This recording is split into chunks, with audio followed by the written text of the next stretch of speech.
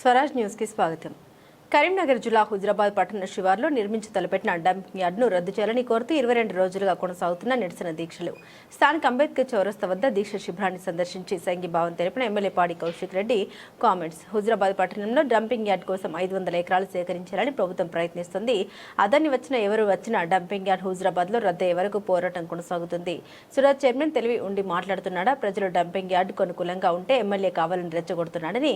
హుజరాబాద్ కు వచ్చి ప్రజల అభిప్రాయం తెలుసుకో, మాకు రాజకీయ ముఖ్యం కాదు, డంపింగ్ యార్డ్ రద్దవడం ముఖ్యం.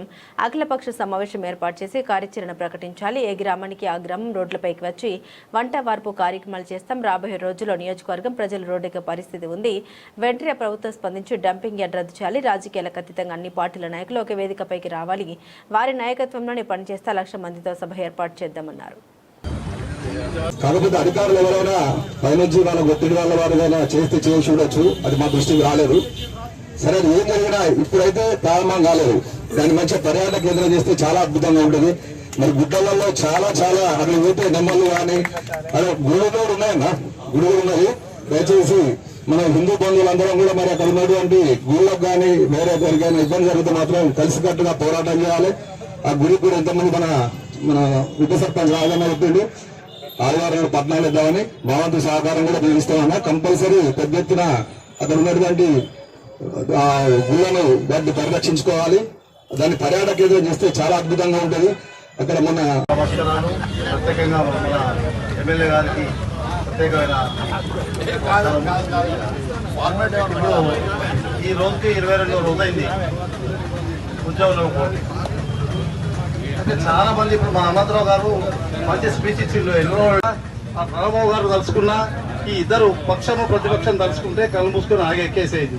దాని గురించి విచారించవలసిన పని లేదు, దాని గురించి రంది పడవలసిన అవసరం కూడా లేదని నా అభిప్రాయం ఇది. కలుసుకుంటే అని చెప్పాను, కలుసుకున్నాడు కాదు, కలుసుకుంటే నేను చెప్తాను. ఇప్పుడు ఒక కోర్టు పోతే ఒక వకీలే మాట్లాడితే కలది, ప్రతి వకీలు కూడా అని చెప్పింది కరెక్టే అంటే సమాజం అది కాంప్రమైజ్ అవుతుంది. ఇప్పుడు ఒక ఎమ్మెల్యే తలుచుకుంటే, ప్రతిపక్షాలు తలుచుకుంటే, పక్ష పోటీ తలుచుకుంటే అనేది ఉంటుంది కదా. కలుసుకున్నాడు అక్కర్లేదు, కలుసుకుంటే సంతోషమే. కానీ డంపింగ్ యార్డ్ వద్దు, హుజరాబాద్ లో డంపింగ్ యార్డ్ వద్దు, హుజరాబాద్ ప్రజల ప్రాణాలు ముద్దు అనేది ఒక స్లోగన్ తోని పార్టీలకి అతీతంగా జేఏసీ నాయకత్వంలో ఇవాళ అందరం కూడా కులాలకి, మతాలకి, వ్యాపారాలకి, రాజకీయాలకి అతీతంగా హుజరాబాద్ నియోజకవర్గ ప్రజలందరం కూడా పోరాటం చేస్తా ఉన్నాం. దయచేసి ప్రభుత్వాన్ని నేను విజ్ఞప్తి చేస్తా ఉన్నాను, వెంటనే పెద్ద మనసు చేసుకొని ఈ డంపింగ్ యార్డ్ని మీరు రద్దు చేయాలని నా హుజరాబాద్ నియోజకవర్గ ప్రజల పక్షాన డిమాండ్ చేస్తా ఉన్నాను. నాకు తెలుస్తా ఉంది మీరు దాదాపు 500 ఎకరాలు సేకరణ చేసి ఇలా అదానికి డంపింగ్ యార్డ్ పెట్టాలని ఒక ఆలోచనతోని మీరు ఉన్నారనేది నాకున్న సమాచారం. దయచేసి ప్రభుత్వానికి అట్లాంటి ఆలోచనలు ఉంటే మాత్రం వెంటనే దాన్ని రద్దు చేసుకోవాలని ప్రభుత్వాన్ని హుజరాబాద్ నియోజకవర్గ ప్రజల 2,50,000 మంది గొంతుగా ఇవాళ నేను హుజరాబాద్ గడ్డ నుంచి విజ్ఞప్తి చేస్తా ఉన్నాను. ఇంకోటి కూడా చెప్తా ఉన్నాను, ఈడ అదాని రాని, బదాని రాని, రామ్కి రాని, బామ్కి రాని, ఏ కాంట్రాక్టర్ అని రాని, మిమ్మల్ని వేదిక మీద నుంచి హెచ్చరిస్తా ఉన్నాం. హుజరాబాద్ ప్రజల ఆగ్రహానికి మీరు గురి కాకుండా, మీరు ఇబ్బంది పడకుండా, మమ్మల్ని ఇబ్బంది పెట్టకుండాని వారికి మేము హెచ్చరిస్తా ఉన్నాం. కొందరు కరీంనగర్ సుడా చైర్మన్ గారు మొన్న ముఖ్యమంత్రి రేవంత్ రెడ్డి గారు చెప్తే మాట్లాడుతూ ఉన్నారు, హుజరాబాద్ లోనే డంపింగ్ యార్డ్ సిరిసపల్లి దగ్గర పెడతామని చెప్తా ఉన్నారు. బిడ్డ, మేము హెచ్చరిస్తా ఉన్నాం, మీరు పిచ్చి పిచ్చి మాటలు మాట్లాడితే మీకు దేశ శుద్ధి తప్పదని చెప్పి కూడా వాళ్ళకి హెచ్చరిస్తా ఉన్నాం. మా హుజరాబాద్ లో పార్టీలకు అతీతంగా మేము ఇలా పోరాటం చేస్తా ఉన్నాం, మా డంపింగ్ యార్డ్ వద్దని. మీకు కావాలంటే హుజరాబాద్ లో వచ్చి మా మున్సిపల్ ఆఫీస్ లో పెట్టండి, గ్రామ సభ పెట్టండి. మా హుజరాబాద్ నియోజకవర్గంలో ఏ గ్రామంలో గ్రామ సభ పెట్టండి, వాళ్ళ అభిప్రాయం తెలుసుకోండి. నోటికొచ్చినట్టు మీరు మాట్లాడితే మాత్రం ఇది మంచి పద్ధతి కాదని వారిని హెచ్చరిస్తా ఉన్నాను.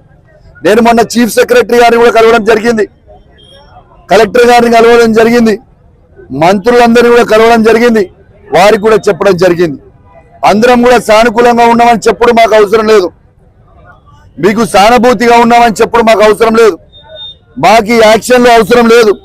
మాకు ఖచ్చితంగా మా హుజురాబాద్ కి రద్దు చేస్తామనే ఒక ప్రకటన మాకు అధికారికంగా ప్రకటన కావాలని నేను వాళ్ళని విజ్ఞప్తి చేస్తా ఉన్నాం. మళ్ళా కూడా 2 రోజులలో మళ్ళా జేఏసీ ఆధ్వర్యంలో కూడా ఖచ్చితంగా అఖిలపక్ష పార్టీ భేటీలు పెట్టి అన్ని కుల సంఘాలని ప్రతి ఒక్క మేధావి వర్గాన్ని ప్రతి ఒక్కరిని పిలిచి సంప్రదించి ఖచ్చితంగా కార్యాచరణ కూడా ప్రకటిస్తామని చెప్పి సందర్భంగా తెలియజేస్తూ ఒక్క పేపర్ కూడా వాళ్ళు చూపించమని చెప్పండి. మెయిన్ ఎమ్మెల్సీ ఆధ్వర్యంలో ఉన్న రోజు శాంక్షన్ కాపీ ఒక్కటి కూడా వాళ్ళు చూపిస్తే నా ఎమ్మెల్యే పదవికి నేను రాజీనామా చేయడానికి సిద్ధంగా ఉన్నా. లేకపోతే వాళ్ళిద్దరు వాళ్ళ ఎంపీ పదవిని రాజీనామా చేయడానికి సిద్ధంగా ఉన్నారా అని నేను అడుగుతా ఉన్నాను. ఈ సవాల్ ఉంటే మనం స్వీకరించమని చెప్పుర్రి. ఇది ఖచ్చితంగా ప్రకటించింది 26/7/2024 నాడు మాత్రమే ఇది ఈ ప్రభుత్వం ప్రకటించింది. ఇది వెరీ క్లియర్ గా ఇంతకుముందు ఎవిడెన్స్ చూపించినా ఇప్పుడు కూడా చూపిస్తా ఉన్నాను. నోటి మాటలు మాట్లాడి గాలి ముచ్చట్లు మాట్లాడొద్దని నేను చెప్తా ఉన్నాను. ఇలా ఎట్టు పరిస్థితిలో ఇలా నేను రాజకీయంగా మళ్ళీ కూడా మాట్లాడదలుచుకోలేదు. వాళ్ళకి మళ్ళీ చెప్తా ఉన్నాను, మీరు చేసిరు మేము చేసినామని ఇవే ఫాల్స్ మాటలు మాట్లాడకుండా బంద్ చేసి దాన్ని రద్దు చేయడానికి ఇవాళ ఈ ప్రభుత్వానికి అధికారం ఉంది. ఖచ్చితంగా వాళ్ళే ప్రకటించరు, వాళ్ళే రద్దు చేయాలని కూడా నేను మీ ద్వారా వాళ్ళకు కూడా నేను తెలియజేస్తా ఉన్నాను. Thank you.